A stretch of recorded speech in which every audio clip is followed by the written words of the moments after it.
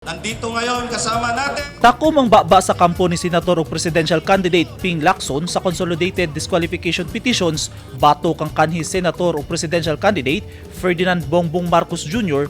human gidismiss sa COMELEC First Division ang iyang tulo ka disqualification cases.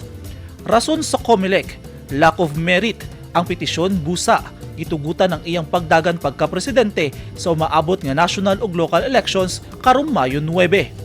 Apan buot sa mga petitioners nga isaka ang disqualification case bato kang Marcos Jr. ngadto sa Supreme Court. Ang pagbasura sa COMELEC First Division sa Consolidated Petitions bato kang Marcos Jr. gikumpirma ni COMELEC spokesperson James Jimenez pinaagi sa iyang Twitter post kagabi. Sumala ni Jimenez, gidismiss sa division ang Consolidated Petitions sa Akbayan Citizens Action Party tungod sa kakulangon ug merit. Sumala ni Senador Lacson atol sa ilang pagbisita kaganyang buntag sa Davao del Norte sa gipagayong campaign rally, wala nila gyuna-huna nga kaaway ang ubang may kandidato. Sanglit, mas daghang mga problema ang dapat unahon hilabi na nga dunay pandemya.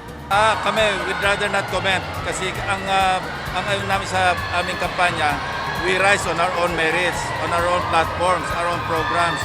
We don't mind because we don't treat them as our enemies.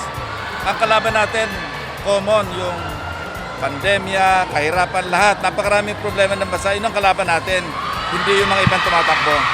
Dugang sa senador, tumong lang sa ilang mga campaign rally nga mapaabot nga personal sa katawhan ng ilang mga plataporma alang sa nasod kung galing mahatagan sila og higayon nga makalingkod sa mas taas nga posisyon sa umaabot nga piniliay. Maraming bulahan ngayon, maraming kwentuhan. Kami sinasabi namin, nagawa na namin, ginagawa pa rin namin hanggang ngayon. So kompleto kami ng platform, mahaba lang para sabihin sa inyo lahat.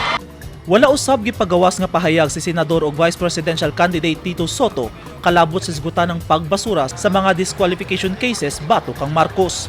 Sanglit, mga maayong plataporma ug mga plano alang sa kaayuhan sa katawhan ang iyang gipaabot sa ilang mga taga-suporta atol sa ilang campaign rally kaganiya sa Davao del Norte. Kami nagsasabi ng plano, may plataforma maliwanag.